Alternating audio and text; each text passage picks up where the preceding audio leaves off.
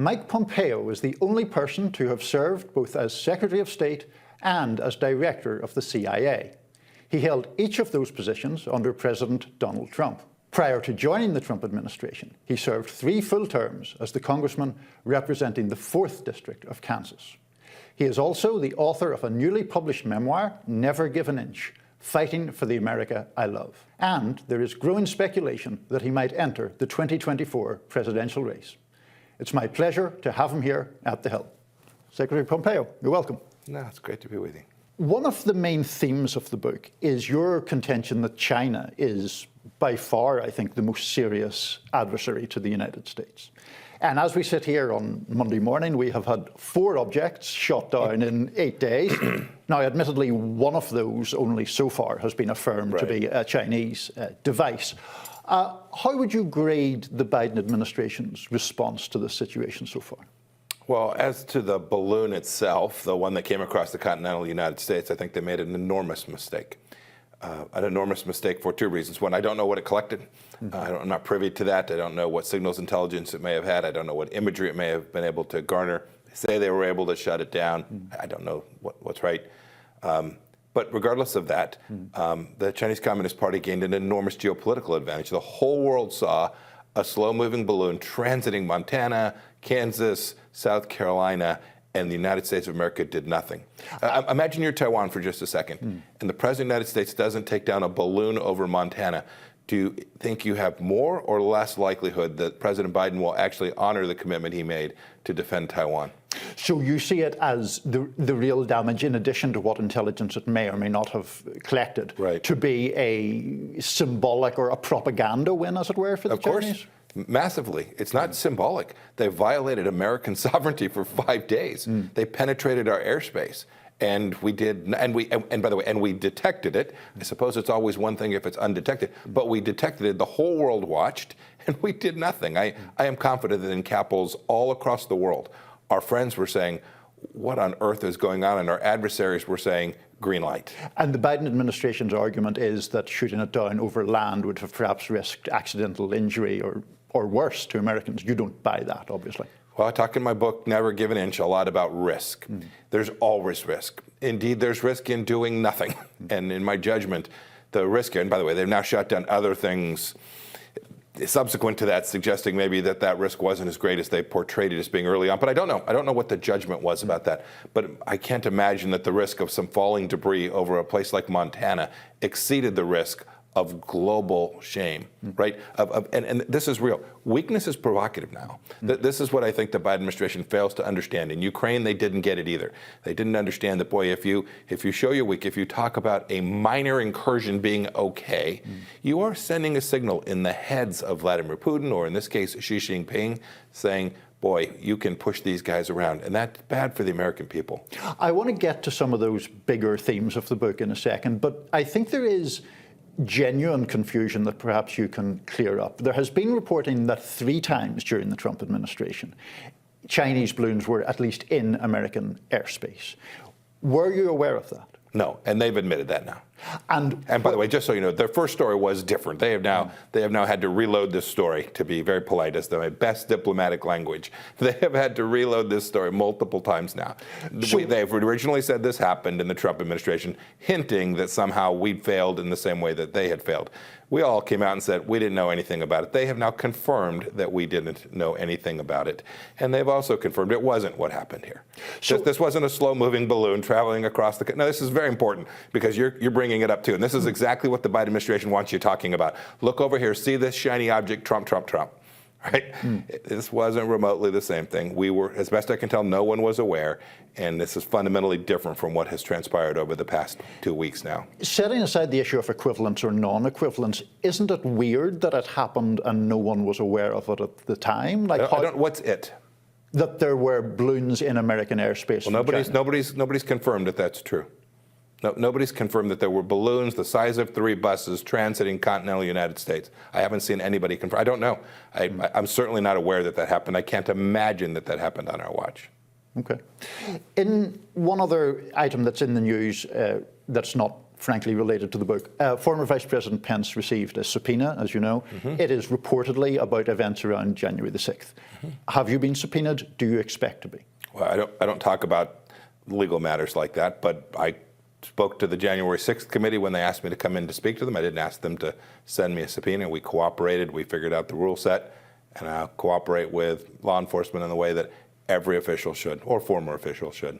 So if there was a subpoena, you would comply? If the subpoena is lawful and it's required by law, I've always done that. I always will.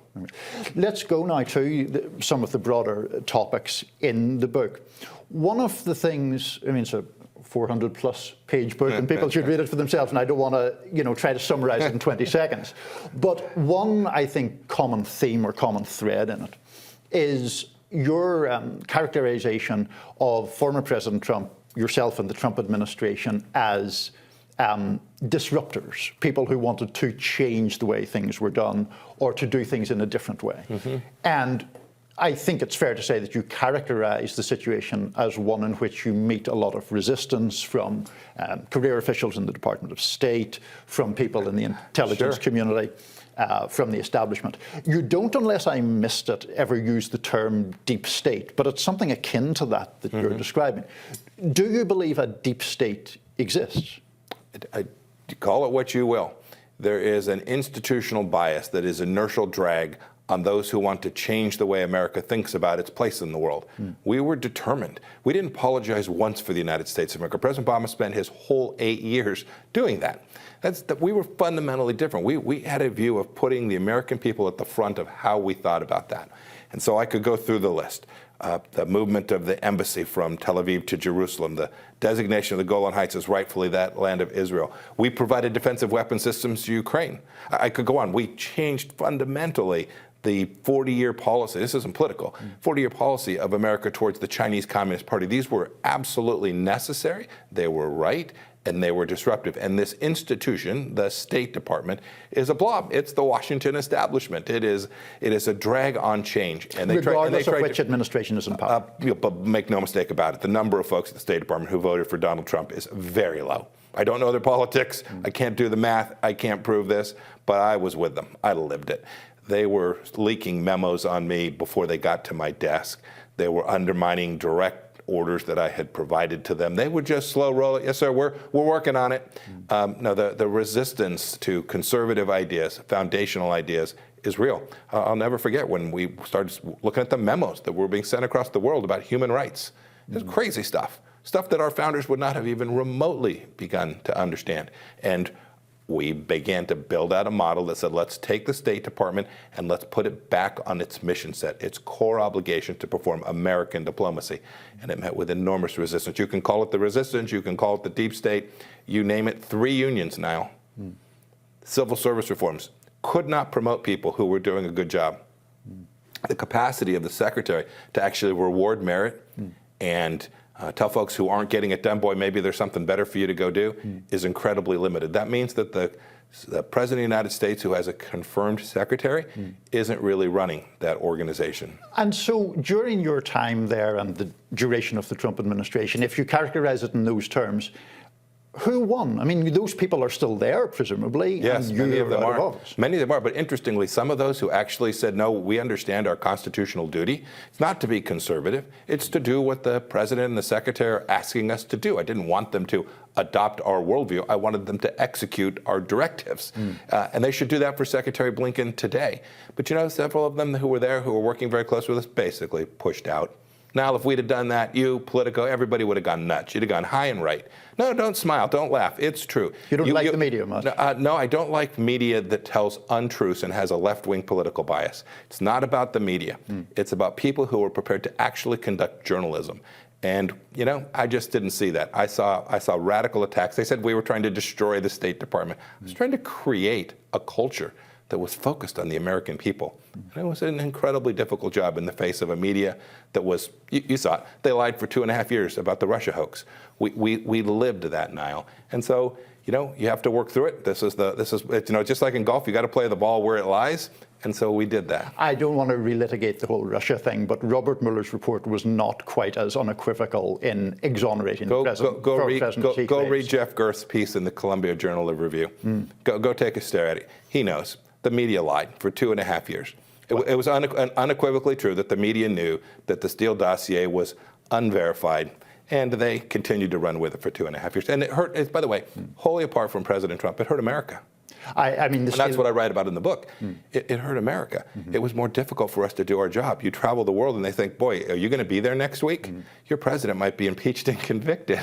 It made our mission set incredibly difficult. The Steele dossier is not the media's finest hour, I'd give you that. I think we might disagree about the broader topic. But in any event, do you think President Trump was a Russian asset? This was the narrative, Niall. Well, I don't think. Was he a Russian asset? No, I don't think he was a Russian asset. Well, this is what the story you all told. But do I think that Robert Mueller found that there was an attempt, there were contacts between the Trump campaign and Russian officials, and that the Russians wanted Trump to win? I do think that is what Robert Mueller found. Here's what we know for sure. There was no administration in history that was tougher on Russia than ours, and I can prove that Vladimir Putin did not invade Russia on our watch. He perceived that risk too. He knew we were tough too, Niall. He invaded Europe on President Obama's watch, took 1/5 of Ukraine. Not an inch of Europe attacked on our watch. And as soon as we leave, he goes at it again. Coincidence, Niall? Well, let's move on. No, it's important. It's important to get this story right. It really is. Because the American people were deceived for 2.5 years, and it's incredibly important that they understand how we thought about it. It's why I wrote the book now. I wanted them to know how we were thinking about protecting America, and then look at the outcomes. Forget the noise, forget all the chaos of those 4 years. Step back and say, were you more prosperous and safer as a result of the work that I did? I think it's unequivocal.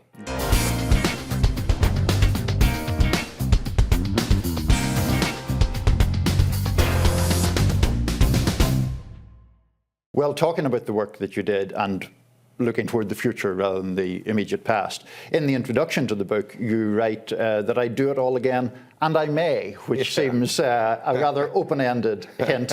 You're well aware of the speculation about 2024. Yeah. What are your plans? I was just the throwaway there is every time I've been called to serve in America, I have, whether it was a young soldier 40 years ago or to run for Congress or to be the CIA director, Secretary of State. There could be that call again. I don't know if Susan and we will run in 2024. We're still thinking our way through that. In the next handful of months, we'll sort our way. And then if we do, we'll go, just like I do in the book now, we'll go make arguments. It's not about tweets. It's not about noise. It's not about owning the libs. It's about presenting a rational argument about how to get our government to function, to get a bureaucracy that actually does what it's told to do, to deliver on behalf of the American people real security. Not talk about it, not think about it, but actually implement a set of policies that put less risk that our boys and girls will have to go fight and die someplace. And I take you at your word that you're considering it and that it will be a process to consider it. But is what you've just said about, substantive things and not about owning the libs and so on, would that be the central or a central rationale for a Pompeo candidacy if it happened? No. The central rationale will be making life better for the American people. Lots of things I've talked about. Education, our school system's a wreck. We've taken away authority from parents in a way we've never done in America before. So no, the central thesis will be making an America that ordinary families can live their lives, build their faith lives, work in their communities, and deliver better lives for themselves and get the federal government out of their way. Sounds like you're leaning towards it at this point. No, there's no lean. I don't mean that to be clever. It's kind of binary. It's a 0 or a 1. Okay. Well, someone who has apparently made a binary choice in addition to the former president is the former United Nations ambassador, Nikki Haley, who is widely reported to be making her bid official on Wednesday. Judging from the book, you wouldn't be the president of her fan club anytime soon. Well, I wrote about our interactions. It wasn't about her. It was about the fact that it was very difficult to work inside this administration. And you should know the whole town is telling every Republican, don't work for President Trump. Everything he touches turns to dust, right? People end up in trouble or worse, in jail. And we were all hearing that same sound, that same message. And some of us stuck it out and some of us chose not to. And my judgment was always this: the President of the United States of America had given me this most sacred honor to serve as CIA director and then as Secretary of State, and I wasn't going to give up 1 second of that. And too many either chose not to take on those roles, so some never entered the administration, and some came in, punched their ticket, and went on. And for those who made that decision, I just don't have any time.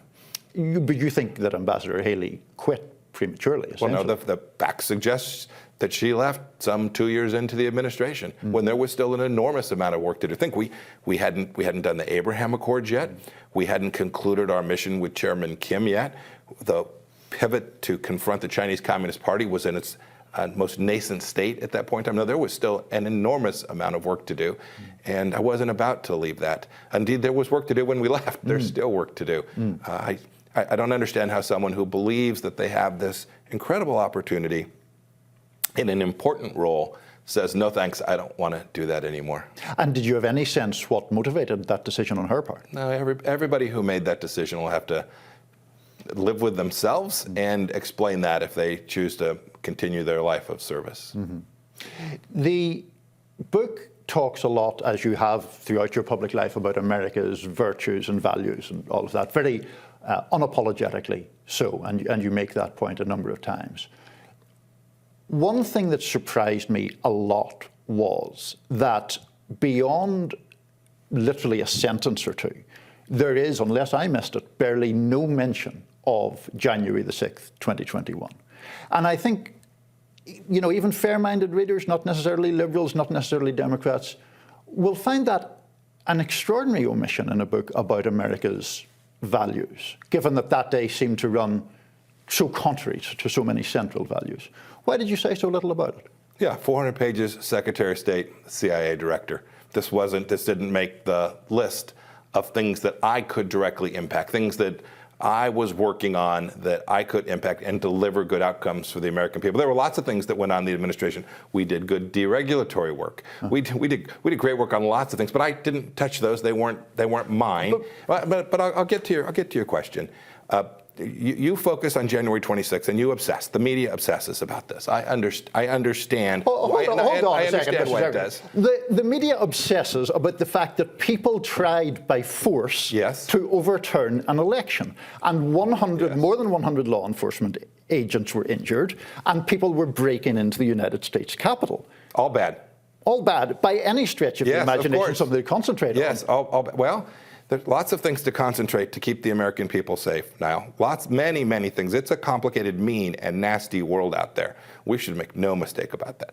I don't for a second apologize for the rioters who broke into the Capitol. I've said this, I don't know, how many times? Dozens and dozens of times since then. Bad. Punish them. They should be punished for the crimes that they committed. In the same way that those folks who committed crimes in Minneapolis and Seattle and took over a small part of the town, they should be punished too. I'm a conservative. I believe in law and order. You should comply with all the laws, and when you don't, you should be punished for that. The law has a solution for those who are bad actors. And January 6th, while it was a bad day for America, I've heard it compared to Pearl Harbor. This is what the media does. This is nonsense to compare it to the men who lost their lives that day at Pearl Harbor and the fact that we engaged in a world war. January 6th ends with a duly confirmed president of the United States and a transition. That's a noble ending to that day. It's a noble ending after an absolute catastrophe for America earlier on that day. And so my book focuses on the things and outcomes that we did. The things and outcomes that you did included having the sitting president speak at a rally earlier that day. Yeah, sure. He spoke at the rally, absolutely. And incited rioters. You use your adjective. Fair enough. My book is about the things that I worked on for 4 years. I'd never described January 6th as America's proudest day. I regret that happened. But to say that, gosh, it's a glaring omission is exactly the same storyline of the Russia hoax. It is a misfocus of a set of priorities. It's a deep misunderstanding of the things that deliver good outcomes for the American people. It's a 400-page book, and there's one sentence about January the 6th. Yep, I'd do it exactly the same way again. Let me speak about another January 6th. January 6th, 2017. No one ever talks about this one, Niall. You didn't raise it either, and it's in the book. You chose to focus on something that wasn't in the book. January 6, 2017, Director Comey went into the Trump Tower and told Donald Trump he was a Russian asset. I summarize, but that's essentially what he did. There's Clapper, Brennan, and Comey. They most assuredly knew that the Steele dossier didn't support that day, and soon they knew that there was collaboration between the DNC, Hillary Clinton, and the FBI. He didn't raise that here in the interview this morning. That really hurt America, Niall. It hurt the American people desperately.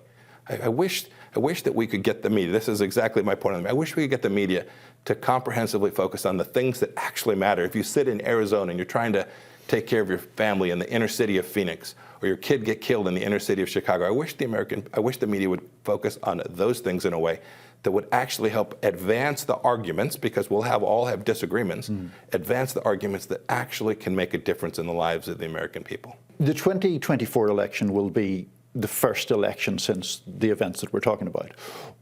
No, it'll be the second. We had a midterm election. Okay. Yes. Fair. First presidential election. Yes, sir. And your book is very complimentary of former President Trump. Is he, in the 2024 election, a fit person to be President of the United States? Well, for someone who's thinking about running, I'll reserve how the campaign will move forward. Right. I mean, I'm thinking about competing for that very same job to make the same argument to the American people. And I'm very confident if we're on the stage together in a debate stage, President Trump and I'll get a chance to have that exact discussion. How would you distinguish yourself from him, broadly speaking, politically? I approach my public service in a way that's different from his. I try my best to use language that reflects the greatness of our country. I think that's important. I think it's important to make arguments and not to look in the rearview mirror. Those are important things. That's how I will. If I re-enter public service in any way, I'll try to live that out. By the way, I failed. You can go look at YouTube. There's moments when I didn't use language my mother would have loved. But I try every day to get that right and to do that better. And we also, President Trump and I would have differences on domestic issues too. That administration spent an awful lot of money. We're now $31 trillion in debt, so there's still a lot of work to do. Many things that we did that were good to build upon, but lots of work remains. Do you think there should be a nationwide abortion ban? I think the fact that Roe returned this to the states makes an enormous amount of sense. It's something I worked on, not for the whole 50 years, but for the last 10 or 15 years before it was overturned. I think that's the place to play this debate out. The American people have deeply different views on these issues, and I disagree as strongly as you can, but respect others' rights to have a different view. But we should be now, those of us who believe in protecting these innocent children, should be working in all 50 states across America to get this right for that next generation of young people. But just to be clear, you essentially believe it is a state's issue. This is the place, the courts have told us the fight will be engaged. This is the place we should engage. Moving on yet again, because as I say, so many different topics, coming up to the one-year anniversary of Russia's invasion of Ukraine, there are people, including in your own party, as you know, who are skeptical of continuing with US aid at the same You're very pace. diplomatic too, yes. Yes, well, when it's called for. Skeptical. They are skeptical, sometimes a little bit scathing about it. You don't agree with them. You think that the US aid should continue at a strong clip to Ukraine. Do you understand their skepticism? Why do you think they're wrong? I do understand their skepticism. They're worried about a couple things. One is a greater war. And second, I think some of them are worried that make sure that the Ukraine that has a history of corruption, that this resource will go someplace it ought not go. They may make other arguments. And I think they'd add a third argument, which is they don't see a deep American interest there. On the first and third of those, I disagree. And on the second, we should make sure the stuff gets where it's supposed to go. Sign me up for auditing, sign me up for making sure that the resources are actually applied against the problem set. But I deeply believe there's an American interest. A Vladimir Putin invasion of Europe won't stop in Ukraine. I spent enough time with Vladimir Putin to know that his desires didn't stop at the boundaries of Poland. He had deeper ambitions. It obviously strategically has failed so far, but we should never underestimate him. And so America has a host of reasons why, if you're sitting in Tennessee or Oregon, you care that the United States is not suffering from a Europe controlled by Vladimir Putin. It certainly matters to our economy. It deeply matters to American security. The risk that we will get drawn into a greater war, that is, there'll be an attack on NATO, is not insignificant. The Ukrainians haven't asked for our young men and women. They've asked for stuff. They've asked for equipment. We should have provided it faster, more quickly, even greater set of equipment. And while I understand the hesitation on some of my conservative colleagues, dear friends of mine, I think they misunderstand America's deep interest there. We have talked about a lot of serious issues. I appreciate your time. Just to round things off slightly more lightly, we've 3 questions for a lightning round, if we can fit it in. I'll give it a go. Okay. Yes, sir. If President Biden did not seek a second term, who would the most formidable Democratic candidate be? Oh, goodness, I don't know. There's a bunch of Democrat governors out there who I think are eyeing it. I'm sure one of them will make a pass. There could be folks we always forget. There could be folks that we aren't thinking of in the business world that will throw their head in. I give you none other than Donald Trump as an example that history doesn't always tell you 2 years out what's going to happen. Fair enough. Should Congressman George Santos resign from Congress? He's clearly a lie. This is outrageous. He gets to make the decision about whether he should resign or not. I am very confident that the people of that district will make sure he doesn't get another 2 years. Okay. And in a hypothetical 2024 Mike Pompeo bid, who would a good running mate be? I haven't given it 2 seconds thought. Really? But no, I haven't decided to run. Why would one think about who you would build your team around? But I have colleagues that I admire enormously. I'm incredibly hopeful for America because the conservative bench is strong. I'm the old guy, frankly. Lots of the folks thinking about running are 5, 10, 15 years younger than me. Where there is going to be a good long run of people who can deliver on behalf of America in a way that, frankly, Americans deserve and haven't had for an awfully long time.